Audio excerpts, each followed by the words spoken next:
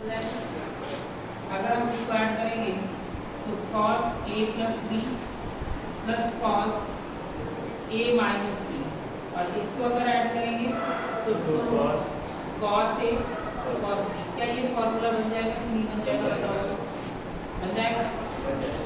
एक फॉर्मूला हमको पता चल गया कि 2 cos a cos b का जो फॉर्मूला होता है वो क्या होता है? cos a प्लस b होता है प्लस cos a माइनस। क्या ये बात समझ में आ गई कि नहीं है? एक फॉर्मूला हमने निकाल लिया यहाँ से। अब जरा एक चीज ध्यान देना, ये जो अभी हमने फॉर्मूले पढ़ाए हैं उन फॉर्मूलों को भी हम यहाँ से क्या कर सकते हैं? बना सकते हैं। इन फॉर्मूलों को बनाने के लिए करना क्या होगा? अगर हम यहाँ से फॉर्मूला जो भी sin c cos t वाला पढ़ा है उसको बना सकते हैं। कैसे लेट करेंगे? हमने लेट कर लिया a प्लस b, ये जो a प्लस b लिखा था इसको हमने लेट क्या कर लिया? c।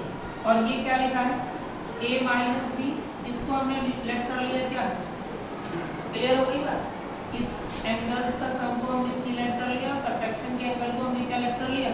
d लेट कर लिया। इसी इक्वेशन फर्स्ट मान लें और इसी इक्वेशन नंबर क्या मान लें, और दोनों इक्वेशन को आपस में क्या करें? ऐड कर दें। तो जरा देखो ये कट जाएगा, a में a ऐड करेंगे तो क्या होगा? 2a, और इसको ऐड करेंगे तो c प्लस d हो जाएगा। यहाँ से अगर हम a की वैल्यू निकालें तो c प्लस d बाई 2 हो जाएगा कि नहीं हो जाएगा? बताओ भाई, क्लियर हो गया? यही जो हमारे पास लिखा था, हमने क्या लिखा था कि a प्लस b को हमने c लेट किया था और a माइनस b को हमने क्या लेट कर लिया था? d लेट कर लिया था।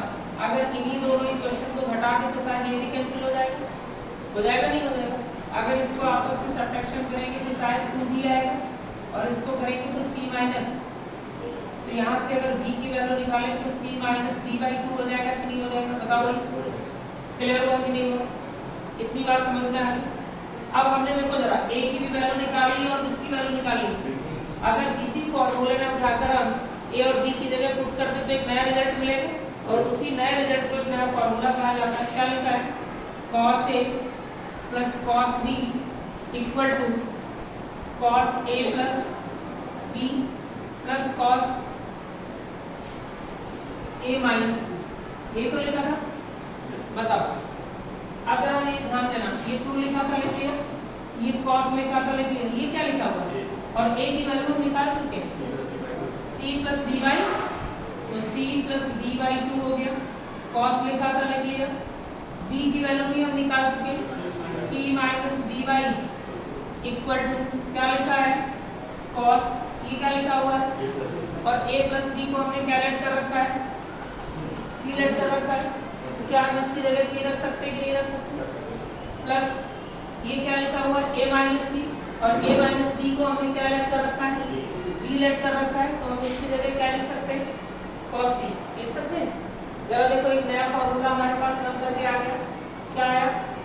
cos c plus cos b is equal to 2 cos c plus d, c plus d by 2 into cos c minus d by, यही फॉर्मूला लिखा था अभी। क्लियर हुआ कि नहीं हुआ? जरा बता दो, समझ में आ गया? अगर यही चीज हम तुमसे कहते हैं कि ये जो मैंने लिखा था, ये जो मैंने लगाया था फॉर्मूला, इन दोनों को क्या किया था? ऐड किया था। अगर इन्हीं दोनों को ऐड करने की बजाय क्या करें?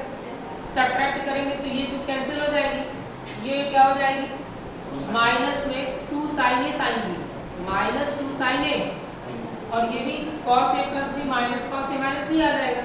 फिर यही प्रोसेस करना, a प्लस b को c लेट कर लेना और a माइनस b को लेट कर लोगे, तो यहाँ एक फॉर्मूला और नया नजर आ जाएगा। कौन सा फॉर्मूला?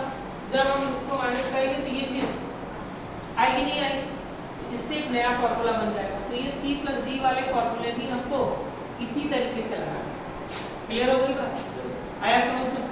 तो ये ध्यान रखना है, फॉर्मूले सारे डेरिवेट करा देंगे, बस ये ध्यान रखना है कि जो पीछे के फॉर्मूले हैं उनको रेगुलर पढ़ते रहना है। अगर नहीं पढ़ोगे तो दिक्कत है।